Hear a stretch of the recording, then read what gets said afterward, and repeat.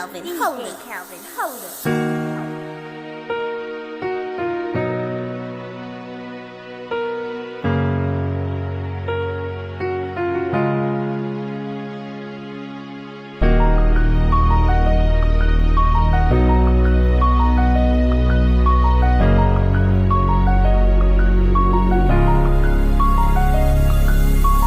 Tiền nó mò, ô có trong có lúc xe, cả chỉ muốn tiền nó mò, chỉ cho tí đó lần dễ, chỉ cho phong lúc có mòn đá lý co,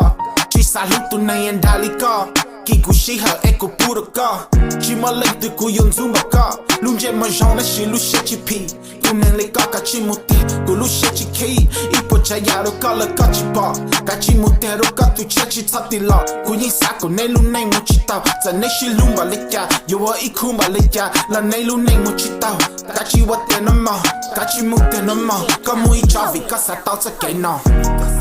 Có mũi lưu là tu, có đã tao lưu xe, cả hai đứa có yêu lưu cụ cho nó tỏa. Cả chỉ vật tiền nó mò, cả chỉ một tiền nó mò,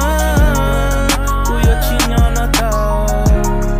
cụ chỉ nhỏ nó tao tao. Cả chỉ vật tiền nó mò. Cả chỉ lúc tuổi cần chờ vì cụ tuổi cụ theo lý nhỏ cụ chỉ xa cụ yêu tụ cơ cả chỉ một tiền nó mò cả chỉ một thứ cho một lần lúc chạy là nhau ở cây có lúc xe mình tôi một lần và chạy có một bà chạy mình tôi mình nhỏ là có chỉ cây lúc có một bóng trẻ to là chỉ một có lọ phá sọ cả chỉ xa lúc này có rong chỉ thật tí đó lần chia vì cái bà đấy chỉ một mong theo lý tao ít tụ lý ít tụ này rong này có cụ chỉ khâu xì ít tụ này theo lý có người chỉ mong gì cả chỉ vật tiền nó mò, cả chỉ một tiền nó mò, cho lùi tao cho chạy, chạy cho chó mù cột lo. Có mũi